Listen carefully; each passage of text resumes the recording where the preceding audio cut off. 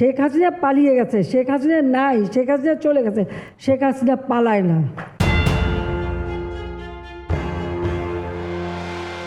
পৃথিবীকে তিনি শুনিয়েছেন শেখ হাসিনা পালায় না। 5ই আগস্ট দুপুর বেলায় শেখ হাসিনা বাংলাদেশের গদি ছেড়ে পালিয়ে গেছেন না, যান নাই?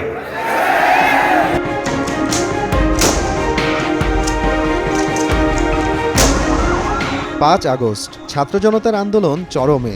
জীবন বাঁচাতে মরিয়া ক্ষমতাচ্যুত প্রধানমন্ত্রী শেখ হাসিনা। দফায় দফায় নিরাপত্তা চেয়ে আবেদন, তবে সে আবেদনে সাড়া দিয়ে বিমান পাঠায়নি ভারত।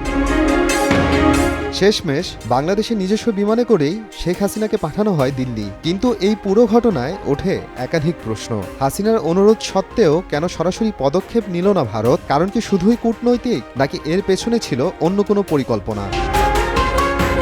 ঘটনার প্রায় 3.5 মাস পর জানা গেল নতুন কিছু তথ্য।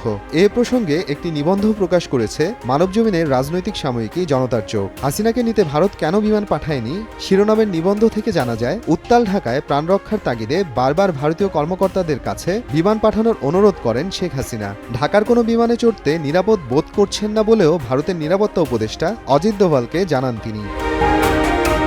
প্রতিবেদন থেকে আরও জানা যায়, এমন উত্তেজনাকর মুহূর্তে দিল্লিতে বসে উচ্চ পর্যায়ের বৈঠক। বিরোধী রাজনৈতিক দলগুলো দেয় মতামত। সিদ্ধান্ত নেওয়া হয় হাসিনাকে নিতে ভারতের পক্ষ থেকে বিমান পাঠানো হবে না। এতে আন্তর্জাতিক কূটনীতিতে প্রশ্নবিদ্ধ হতে পারে ভারত। কূটনৈতিক সূত্রে আরও দাবি করা হয়, একটি স্বাধীন দেশ থেকে ক্ষমতাচ্যুত কোনো প্রেসিডেন্ট বা প্রধানমন্ত্রীকে নিরাপত্তার নামে উদ্ধার করার এখতিয়ার নেই অন্য কোনো দেশের। এছাড়াও বাংলাদেশ থেকেই স্বেচ্ছায় সাবেক প্রধানমন্ত্রী ভারতে এসেছে, সেটাও দেখানোর প্রয়োজন ছিল।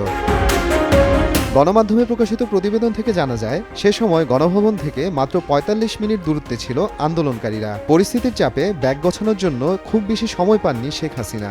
জাতির উদ্দেশ্যে একটা ভাষণ রেকর্ড করতে চাইলেও নিরাপত্তার স্বার্থে তাকে সেই সুযোগ দেওয়া হয়নি। পরে বাংলাদেশের নিজস্ব বিমানেই হাসিনাকে দিল্লি পাঠানো হয়। সঙ্গে ছিল ছোট বোন শেখ রেহানা ও নিরাপত্তা উপদেষ্টা তারিক আহমেদ সিদ্দিক। শেখ হাসিনা প্রেস কর্মকর্তাদের সূত্রে দাবি করা হয়, দেশ ছাড়ার আগে একটি 3 পৃষ্ঠার চিঠিও লিখেছিলেন পদচ্যুত প্রধানমন্ত্রী। সেই চিঠি সঙ্গের ভ্যানিটি ব্যাগে করে ভারতে নিয়ে যান তিনি। দিল্লিতে পৌঁছে তার বিশ্বস্ত সহকর্মীদের সঙ্গে এ বিষয়ে ফোনেও কথা বলেন, কিন্তু চিঠির পুরো বিষয়বস্তু জানা সম্ভব হয়নি।